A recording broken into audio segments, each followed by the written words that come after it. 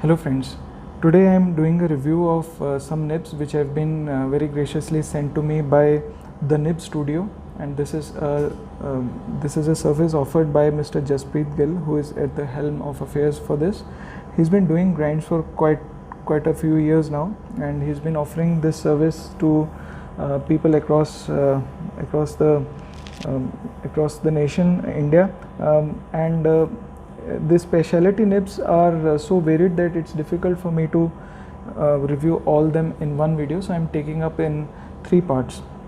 Now the good thing, 2 of these nibs out of about 6 or 8 which I'm going to review, 2 of these nibs are for giveaway, and for the giveaway you'll have to watch all the 3 episodes, and it would be done at the last. Now there are certain Easter eggs in this, and they would be spaced between these 3 videos, and based on those Easter eggs I will be asking you a question on the last video, and then we'll be doing the giveaway of 2 of these nibs. Now today I'm taking up 2 grinds. One is a needle point. This is a Click Aristocrat which has been provided to me, and the nibs have been mounted on this. And one is a needle point on this, and the other one is a monoline or a slot screw, which probably is one of the grinds which I don't find any other person doing it.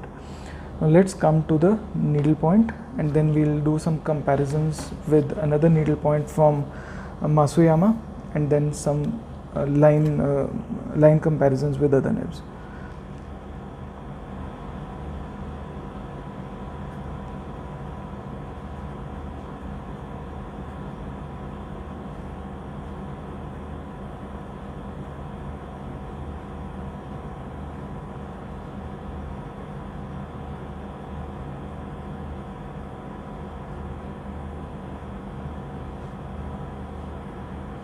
This nib is Indian maker Canrite, and this is a fine nib which has been ground to a needle point.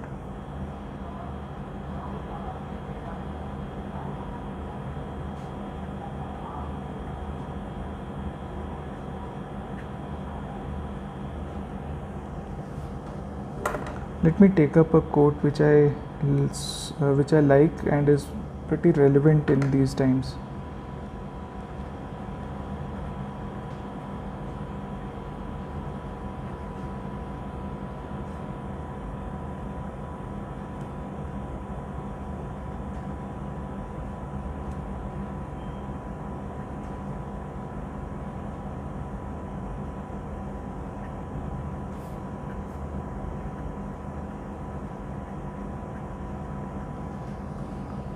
The blind L in the movie had said this, and I really found them to be profound. Now this nib is on a medium wet side. This is a fountain pen friendly paper, Tomo River 68 GSM endless recorder, and the line width is very fine. Let me first put few lines. This is Nib Studio needle point. Now I'm doing a comparison on this model 3. This is Mike Masuyama needle point. The nib is extra fine Yovo, which has been ground to a needle point.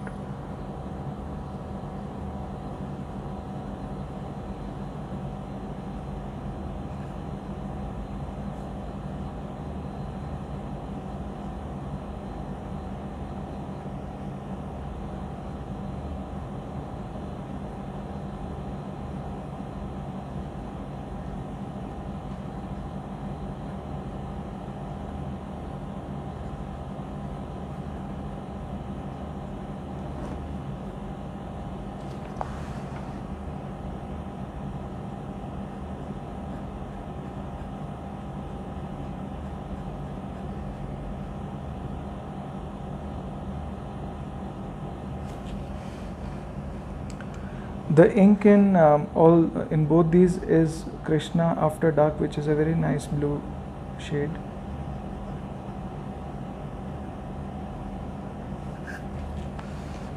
Just for comparison, I will write with an extra fine on a Lamy Safari.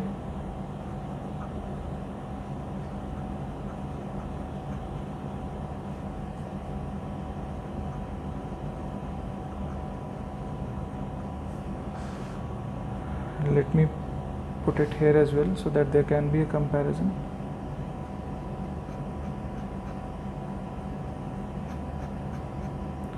This is Lamy Safari extra fine, and I've got myself inked another brilliant pen. This is a TWSBI Go Fine Nib.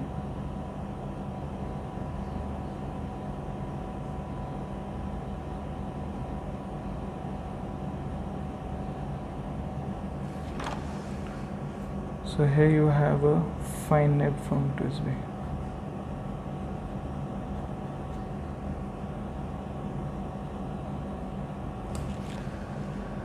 Okay, so let's discuss about this pen. Now there is a slight difference between how the nib has been ground on a needle point by the Nib Studio and how it has been done on a Franklin Christoph by Mike. While you see on a close-up that the tipping of this nib has been maintained, it's very pointy, it's pretty sharp, and this leads to a character of slightly more feedback on a Nib Studio needlepoint grind as regards to that on a Franklin Christoph. So on a Masuyama nib, you can see that he's completely taken off all the tipping, and what is remaining is just the bare nib which is being ground to needlepoint.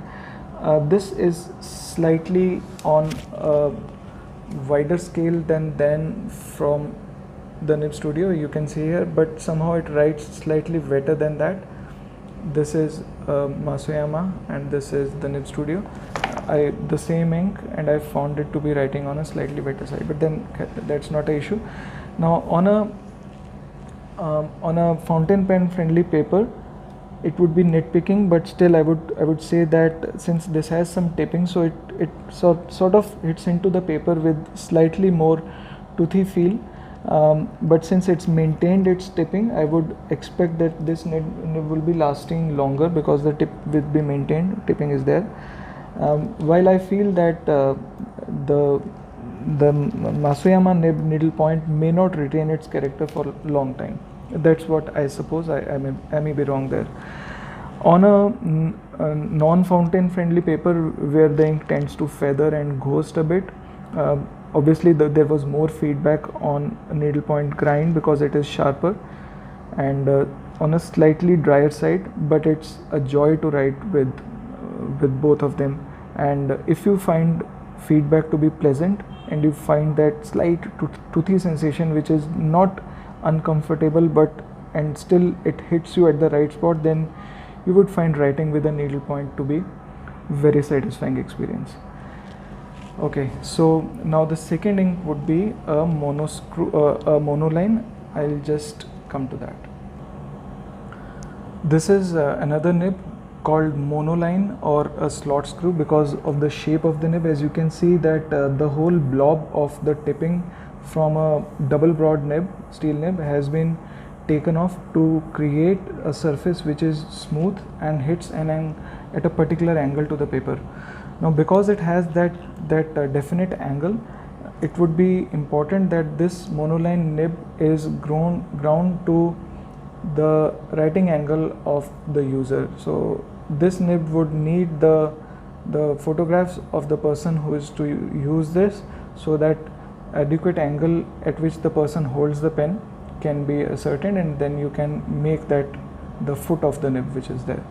Now let's see how this writes, because it's a very different grind, and it is one of the interesting grinds which I've seen.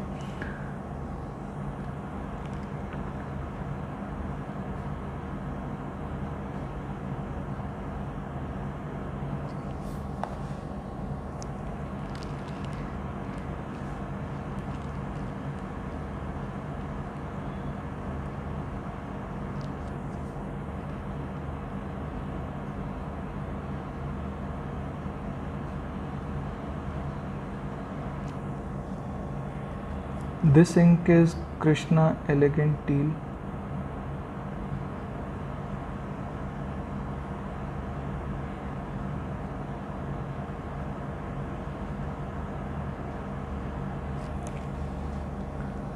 Now the lines of this are very, very thick.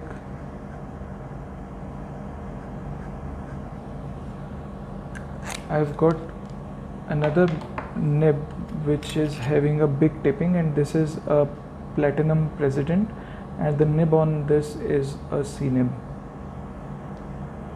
Yeah, so let's see how this right. First let me tell you about this nib. This is the nib is from Kenwright. Let me just get it clearly. Okay, here you see it's a double broad nib from Kenwright. It's a two-tone steel nib which has been ground to a monoline. Now this is in comparison to a platinum.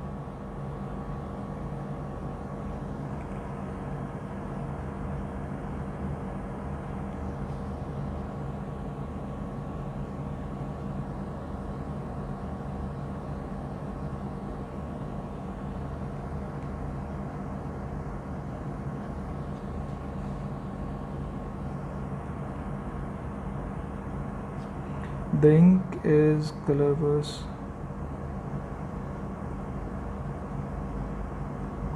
Supernova.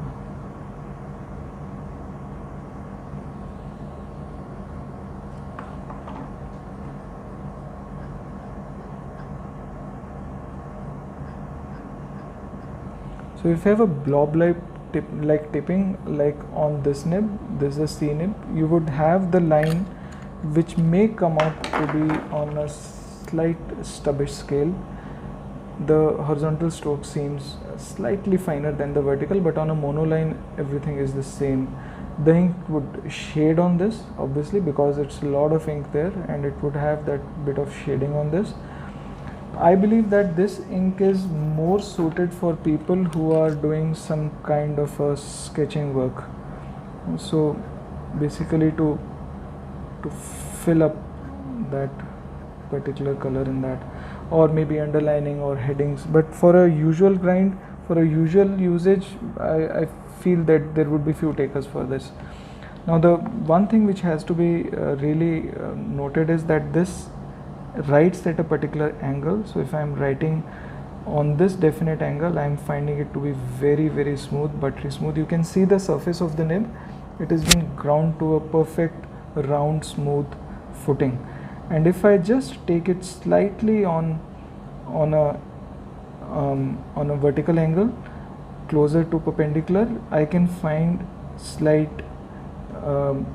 can find dryness because it's not making proper contact with the paper, and also it is writing with a lot of feedback, and so is the case when I make it more horizontal. So this has to be at a perfect angle for the user, while is not the case with the needle point. So these are the two nibs which I took now, and do take note of the Easter eggs which I'll be strewing across these two three episodes which I'll be doing with this nib with these grinds.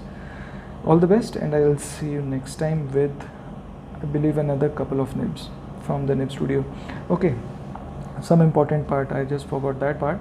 How to contact this guy? You can reach him through his Instagram ID, and which is @the Nib Studio, which I'll put in the description below.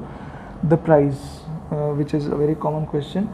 The price for a specialty nib grind by the Nib Studio on a steel nib is he's kept the price, I believe, to be ₹750 Indian rupees, which would come close to $10 US, and that on a gold nib because it probably needs some more finesse with a more responsibility, it would be around 1500 rupees for a gold nib. So that is what the price is, and do check out his other work at his Instagram ID, which I believe is very interesting. I reviewed an Architect grind a long time back, which is one of my favorite Kaweco nibs till date.